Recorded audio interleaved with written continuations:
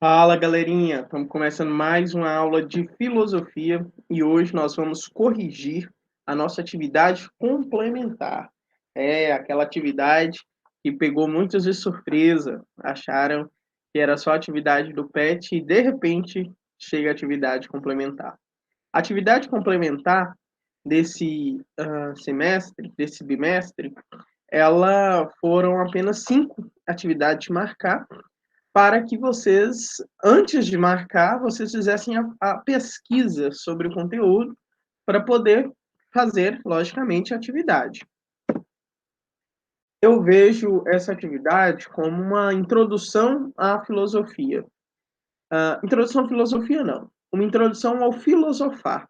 A filosofia, ela é essa nossa vontade, capacidade e ação de se questionar, perguntar sobre as coisas, né? De buscar sentido e querer dar sentido, achar o sentido das nossas relações, o sentido do ser humano, né? E a maneira como ele se relaciona. Então, duas temáticas que permeou essas nossas foram sustentabilidade ética, política e democracia. São dois grandes temas, né? Dois grandes eixos aí que o terceiro ano tem que ver, porque daqui a pouco vocês vão estar aí no mundo do trabalho, no mundo das relações sociais, políticas e etc. E vocês vão lidar com isso. Quando está tudo bem, tudo funcionando e tal, muitas vezes a filosofia pode até ser esquecida. Mas em momentos de crise, onde nós não sabemos mais caminhar, todo mundo procura filosofia para entender a política, para entender o homem, para entender qual que seria o melhor caminho para a humanidade e etc. Mas vamos às atividades. A primeira questão traz para a gente essa questão ambiental. Vou ler o enunciado da questão. A questão ambiental deve ser compreendida como um produto da intervenção da sociedade sobre a natureza. Ou seja, todas essas questões em relação ao meio ambiente é porque houve uma intervenção do homem, do coletivo de homens, sobre a natureza. Diz respeito não apenas a problemas relacionados à natureza, mas às problemáticas decorrentes da ação social. Então, muita coisa que tem acontecido aí em relação à questão ambiental não são processos próprios da natureza, mas são consequências da nossa intervenção na natureza. E aí está perguntando assim, a partir do excerto acima, pode-se concluir corretamente que os problemas ambientais globais residem... Então, pessoal, esses problemas residem na forma como o homem, em sociedade, se apropria da natureza. Desde o período moderno, o homem tem visto a natureza como esse espaço de dominação. Então, conhecer para dominar. Só que aí a gente não esperava que as consequências fossem tão graves a ponto de ameaçar a nossa própria existência. Então, o que está em risco aí? Qual que é a causa, qual que é a consequência da nossa intervenção dos problemas ambientais? A maneira como nós nos apropriamos da natureza. Um exemplo disso, interessante, é os índios. Eles se apropriam da natureza, mas a forma como eles se apropriam não coloca em risco nem a eles mesmos, nem a própria natureza. Celebramos o Dia do Índio, agora é dia 19. E é importante a gente olhar para eles, porque eles conseguiram, né, viver bem com a natureza. Apesar da gente hoje viver um distanciamento aí com as florestas e tal, né, a gente somos os que mais de maneira social e política, intervimos na natureza. E aí colocamos em risco não só a nós, mas todo o planeta, né? Então, a resposta correta da 41 é a letra A. Depois, a outra questão que diz também sobre essa questão da sustentabilidade é a 42.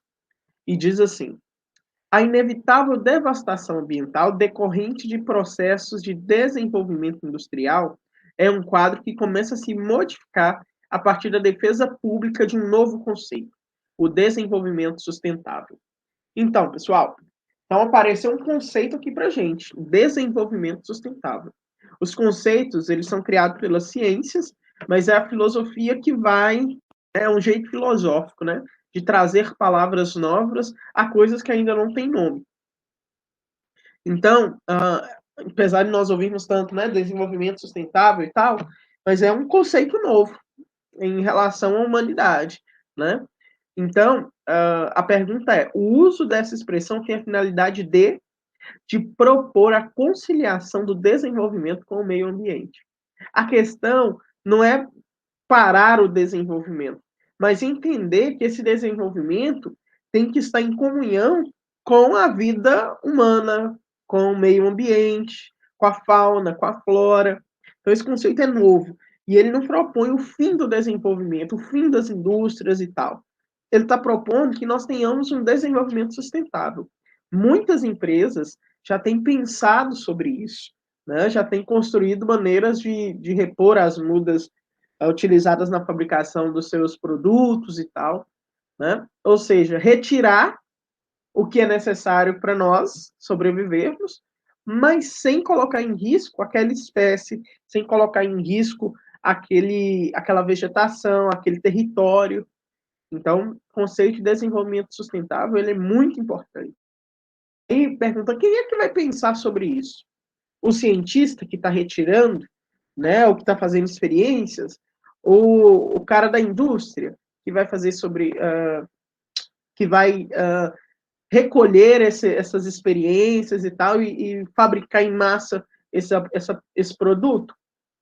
Não, são os filósofos. Então, o filósofo é aquele que vai pensar sobre um todo, né? Vai encontrar problemas onde, para grande parte das pessoas, está tranquilo, está suave. Então, por isso que é tão importante aí a filosofia. Ela vai debruçar sobre essas coisas que muitas vezes a gente tem como respostas prontas na nossa cabeça. E aí agora a gente começa a falar um pouquinho sobre política. E a questão que vai fazer essa intervenção é a questão do analfabeto político. E a questão 43 diz assim: o pior analfabeto é o analfabeto político. Ele não ouve, não fala, nem participa dos acontecimentos políticos. Ele não sabe que o custo de vida, o preço do feijão, do peixe, do aluguel, do sapato, depende de decisões políticas. Bertolt Brecht. A partir da leitura do trecho acima, marque a opção que reflete o estado desse homem não politizado. Esse autor, pessoal, ele está querendo, chamando a atenção da gente, que a questão hoje, apesar de termos analfabetos em sentido que não sabem ler e tal, mas nós temos muita gente que, apesar de ser letrada, né, saber ler e escrever, são analfabetos políticos, não aprenderam a ler a vida, né, e as ligações que tem. Por exemplo, questão sustentável é uma questão política, né? Questão de economia é uma questão política. E é por isso que nós todos precisamos não sermos como o analfabeto político, que é indiferente em relação à política, né? Então, é muito importante que nós não sejamos esse tipo de analfabeto, indiferentes à política, porque ela vai dizer da vida de grande parte das pessoas, sobretudo as mais pobres, né? Então, é muito importante ser politizado, mas não politizado no sentido partidário, né? Partidário também, mas quando o texto está dizendo aqui politizado, não é no sentido partidário, né? Mas é no sentido de aprofundar os estudos sobre política, de entender as relações, como que são tecidas, né? Por exemplo, quem de nós sabe como é feita uma política pública, né? A gente sabe que todos nós temos direito na Constituição, mas como que esses direitos se efetivam? Como que realmente esse direito chega a acontecer?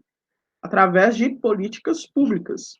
E a sociedade ela tem como se incluir no ciclo de construção de políticas públicas. É um ponto a se pensar depois, em outro momento. Então, 43, a letra correta é a letra B, indiferença. E aí um pouquinho do texto analfabeto político, né?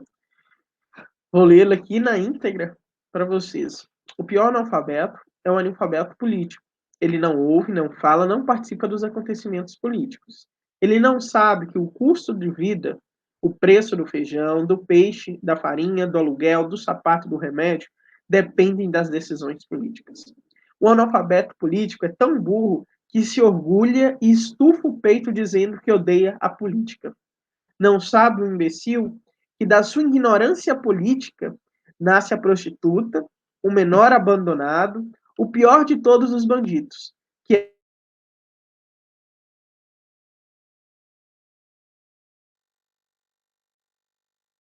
Então, bem forte, né, o texto na sua íntegra. Questão 44, né? Então, a gente sabe que a política ela precisa ser, como pode dizer, precisa ser limpa, né? No sentido de todo mundo ter informações sobre os candidatos, escolher o melhor, não o melhor político, mas o melhor projeto de governo, né?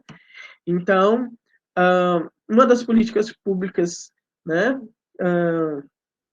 é a construção de instrumentos para poder ajudar com que essa política seja o mais transparente possível. E aí a questão 44 do Enem está dizendo assim: a Justiça Eleitoral foi criada em 1932, como parte de uma ampla reforma no processo eleitoral, incentivada pela Revolução de 1930. Sua criação foi um grande avanço institucional, garantindo que as instituições tivessem um aval de um órgão teoricamente imune a influências dos mandatários. Em relação ao regime democrático no país, a instituição analisada teve o seguinte papel. Então, o que essa questão está perguntando? Essa questão está perguntando qual que é o papel da justiça eleitoral dentro do regime democrático do Brasil. Então, é a letra B. Então, a justiça eleitoral ela combateu fraudes sistemáticas nas apurações. Não só nas apurações, né, pessoal? Mas até no próprio, como eu posso dizer, candidatura dos candidatos, né? Então, a gente acompanhou recentemente a política aqui na nossa cidade e a gente viu o quanto que a justiça eleitoral é importante, né, para perceber quem é que está realmente fazendo sua campanha de maneira limpa, expondo seus projetos, e aqueles candidatos que estão mentindo, aqueles candidatos que estão usando de dinheiro ilícito para fazer campanha e tal. Então, a justiça eleitoral ela tem um papel muito importante nesse sentido. Uma outra vez que eu disse sobre isso, um aluno virou para mim e disse, né? Ah, professor, mas eu não acredito.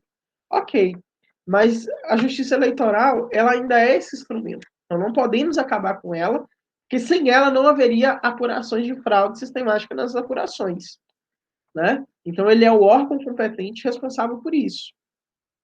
Se está ruim, vamos lutar para fazer melhor, né, para que esse instrumento se aperfeiçoe. Mas eu acredito muito na justiça eleitoral e